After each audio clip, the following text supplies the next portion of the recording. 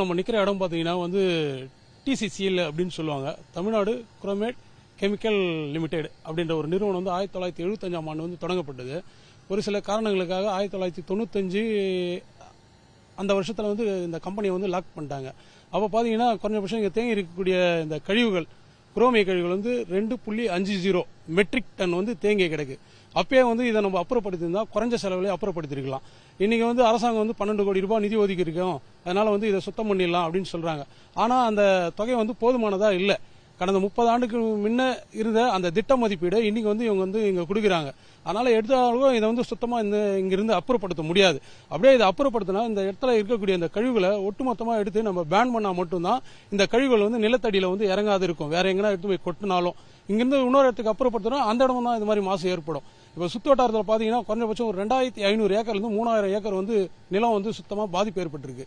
அங்கே குடியிருக்க அந்த மண் வந்து விவசாய மண்ணை பார்த்தீங்கன்னா வந்து விளையக்கூடிய தன்மை வந்து இழந்தாச்சு. அதே மாதிரி கிரவுண்ட் வாட்டர் ஃபுல்லாக வந்து குறைஞ்சபட்சம் சுத்து வட்டாரத்தில் எல்லா பகுதியிலுமே வந்து இன்னைக்கு ஆழ்துளை கிணறுகளோ குடி பம்புகளோ நம்ம அமைச்சோம்னாக்கா அங்கே குடிக்கிற அந்த தண்ணி வந்து பச்சை கலரில் தான் இருக்கு. இதை வந்து ஆளக்கூடிய அரசாங்கமோ ஆண்ட அரசாங்கமோ மக்கள் மேலே கவனம் செலுத்தாம இந்த பொது சுகாதாரம், அடிப்படை சுகாதாரத்தை இங்கே வந்து இன்னும் செஞ்சு தரலன்னு தான் சொல்றோம் நாங்கள். ஏன்னா அது செஞ்சு கொடுத்தாதான் குடிநீர் தான் அத்தியாவசியமானது, சுவாசிக்கக்கூடிய காற்று. அதாவது குடிநீர் வந்து மழை காலங்களில் பாலாற்றில் நீர்நிலைகளை வந்து நேரடியாக போய் கலக்கிறதுனாலையும் பாலாற்றில் போய் கலக்கிறதுனாலையும் அந்த பாலாற்றிலிருந்து தான் வந்து குடிநீர் வந்து ஒவ்வொரு பொதுமக்களுக்கும் பயன்பாட்டுக்கு எடுத்து தது இந்த அரசாங்கம். ஆனால் அதெல்லாம் வந்து இன்னைக்கு நம்ம பார்த்தீங்கன்னா மக்களுக்கு வந்து பார்த்தீங்கன்னாக்கா வந்து மூச்சு திணறல், சுவாச கோளாறு, சிறுநீரக கோளாறு, அதாவது தமிழகத்திலே பார்த்தீங்கன்னா அதிகபட்சமா வந்து ராணிப்பேட்டை மாவட்டம் தான் வந்து புற்றுநோய் பாதிப்பு அதிகமாக ஏற்பட்டு இருக்கக்கூடிய ஒரு மாவட்டமா இருக்கு. 546 பேருக்கு ஒரு புள்ளி விவரம் ஆய்வறிக்கை கொடுக்குதுங்க. அதே மாதிரி பார்த்தீங்கன்னா பசுமை தீர்ப்பாயம் தானா முன் வந்து இந்த ராணிப்பேட்டை மாவட்டத்தில் இந்த கம்பெனி தவிர்த்து இன்னும் ஒரு 7 கம்பெனிகள்லாம் வந்து இது மாதிரியான நேரடியாக வந்து பொதுமக்களுக்கு ஆபத்தை விளைவிக்கக்கூடிய ரசாயன கழிவுகளும் ரசாயன துகள்களும் காற்றுல பரவுது. இதனால வந்து பொதுமக்களுக்கு பெரிய இடையூறுகள்லாம் ஏற்படுத்துது. அதை வந்து உடனடியாக மூடணும்னு சொல்லி கடந்த டிசம்பர் மாசத்துல கூட உச்சநீதிமன்றத்தில் ஒரு தீர்ப்பு வந்து கொடுத்துருக்காங்க. ஆனா இந்த அரசாங்கம் அதை வந்து கடைபிடிக்கிறாங்களா இல்லையான்னு தெரியல. பொதுமக்களாகி நாங்க தான் வந்து இங்க பெரிய பாதிப்புக்குள்ளாகிறோம். அதனால சுத்து வட்டாரத்தில் பாத்தீங்கன்னா அவரைக்கரை, தெங்கால், புளியங்கன்னு, மணியம்பட்டு, இந்த பக்கத்தில் பாத்தீங்கன்னாக்கா வந்து அக்ராவரம், அது மாதிரி சுத்து வட்டாரத்தில் எல்லா கிராமமும் வந்து ரொம்ப பாதிப்புக்கு உள்ளதான் இருக்கு. இது இந்த பகுதியில் இருக்கிற பாதிப்பு வந்து கொஞ்சம் அதிகம். இன்னும் பக்கத்தில் ஆற்காடு, அந்த ராணிப்பேட்டை அப்படிலாம் பாத்தீங்கன்னா அங்க குடிக்கிற கிரவுண்ட் வாட்டர்லாம் சுத்தமா டோட்டல் லாஸ். நீ குடிக்கிற தண்ணியில டென்சிட்டி அளவு வந்து பாத்தீங்கன்னா குடிக்க தகுதி இல்லாத தண்ணீர் அப்படின்னு சொல்லி ஆய்வறிக்கை சொல்லுது. அதை வந்து சுத்தகரிப்பு பண்ணி கொடுக்கலாம் பொதுமக்களுக்கு. ஆனா அதாவது அதிகாரத்தில் இருக்கக்கூடியவங்களோ சட்டமன்ற உறுப்பினரோ யாரும் மல்ல.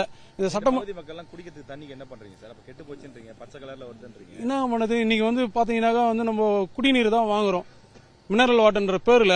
ஒரு சிலர் என்ன பண்ணாங்க, அந்த மினரல் வாட்டர் கூட வந்து RO சிஸ்டத்தில் பண்ணி வீட்டில இருந்து வந்து அது ஒரு கெமிக்கல் கலந்தாக்கா மினரல் வாட்டர் மாதிரி ஆகி போகுதுங்க. அந்த மாதிரியான சப்ளை தான் பண்றாங்க. அந்த மினரல் வாட்டர் சப்ளை பண்றவங்களையும் கொஞ்சம் அரசாங்கம் ஒரு அதாவது இரும்பு கரம் கொண்டு அடக்கணும். இன்னைக்கு வந்து குடிசை தொழில் மாதிரி ஆகி போச்சுங்க. அதனால வந்து அளவுக்கு அதிகமான இந்த எலும்பு வியாதிகள், எலும்பு மஞ்சள்ல வந்து குறைபாடுகள் அது மாதிரிலாம் ஏற்பட்டு ரொம்ப எல்லாருக்கும் முட்டு வலி, கை கால் வலி அது மாதிரிலாம் வந்து ரொம்ப அதிகமா ஏற்படுது. இந்த சொல்யூஷன் மொத்தம் இங்க இருந்து சுத்தமா எடுத்துட்டு குறைஞ்சபட்சம் இந்த தரைத்தளத்திலிருந்து ஒரு 3 மீட்டர் அளவுக்கு 10 அடி அளவுக்கு சுத்தமா வெட்டி எடுக்கணுங்க. எடுத்து இந்த மண்ணை வேற எங்கன்னா எடுத்து போய் நம்ம போட்டாலும் அங்கேயும் இந்த மாதிரியான ஆபத்து ஏற்படும். அதனால இதை வந்து பேன் பண்ணுமா இல்ல அந்த ரசாயன கழிவுகள் இதுல இருந்து சுத்தமா அகற்றிட்ட பிறகுதான் வேற எங்கன்னா எடுத்து போய் கொட்டணும். அப்பதான் அந்த பகுதி மக்களுக்கும் இது மாதிரி நாங்க படுற அவசியம் இல்லாத அவங்க சுகாதாரம் தான் இன்னைக்கு தேவை. நல்ல ஒரு மனுஷன் வாங்கினா சுத்தமான குடிநீர், சுகாதாரமான காற்று, இது இருந்தா மட்டுமே போதும். இது வந்து தோல் தொழிற்சாலைக்கு பயன்படுகிற குரோமியத்தை தயாரிக்கிற தொழிற்சாலை TCC. இது வந்து இந்தியா ஸ்ரீலங்கா ஒப்பந்தத்தின் அடிப்படையில் இந்த தொழிற்சாலை 1974 இது பண்ணி 75 தொடங்கப்பட்டது.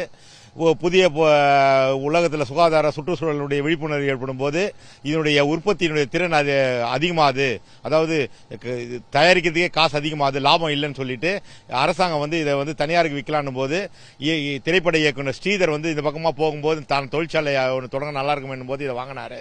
அவரால் நடத்த முடியாம அப்படியே கைவிடப்பட்டு 1989 இது வந்து கைவிடப்பட்டது. இதுல வேலை செய்த குடும்பங்கள் யாருக்குமே இதுவரை காப்பீடு கொடுக்கப்படவில்லை. எந்த ஒரு ஃபண்டும் அவங்களுக்கு கொடுக்கல. அவர்களை பாதி பேர் முக்கால் பேர் இறந்துட்டாங்க. மற்றவர்களெல்லாம் நலிவுற்று மிக வாட்ச்மேன் வேலை அப்படி இப்படின்னு தான் போயிட்டு இருக்கிறாங்க. ஆனா இந்த தொழிற்சாலை பாத்தீங்கன்னா 8 ஏக்கர் நிலப்பரப்புல 2,50,000 டன் கழிவுகளை சுமந்து கொண்டு இருக்கிறது. ஒவ்வொரு மழை காலத்திலையும் இங்க இருக்கிற மழை பெஞ்சு இந்த தண்ணிகள் போய் இங்க 3 கிலோமீட்டர்ல இருக்கிற பாலாற்றில் போய் கலந்து அது நம்முடைய காவிரி பாக்கம் ஏரி வர அதனுடைய பாதிப்பு தெரியுது. சுற்றுச்சூழல் வந்து மழை பெஞ்சிச்சுன்னா இங்க இருக்கிற மருத்துவமனைகள்லாம் நிரம்பி வழியுது. குழந்தைகள் பாதிக்கப்படுறாங்க. கால்நடைகளுக்கு வயிற்றுப்போக்கு ஏற்படுது. ஆகவே இதை ஒரு போர்க்கால அடிப்படையில் இதை அகற்றணுன்றது தான் எங்களை போன்றவர்களுடைய ஆசை. இதை நீண்ட நாள் கோரிக்கை வச்சிருக்கிறோம். அரசாங்கம் இப்போது செவி சாய்த்து ஏதோ நடவடிக்கை எடுப்பதற்கான முன்முயற்சிகளை எடுத்துக்கொண்டிருக்கிறது. எல்லாரும் ஆய்வு பண்ணியிருக்காங்க. ஆனா அதுக்கான தீர்வு கூடிய சீக்கிரத்தில் கிடைக்கும். ஆனா ஊடகங்கள் இதை தொடர்ச்சியாக வெளிச்சம் போட்டு காட்டுறாங்க. ஆனாலும் இதனுடைய அடுத்த கட்டத்தை, அதாவது ஒரு மாற்றத்தை ஏற்படுத்தக்கூடிய சூழ்நிலை இந்த பகுதியில் இல்லை. அதுதான் எங்களுடைய வருத்தமாக இருக்கு.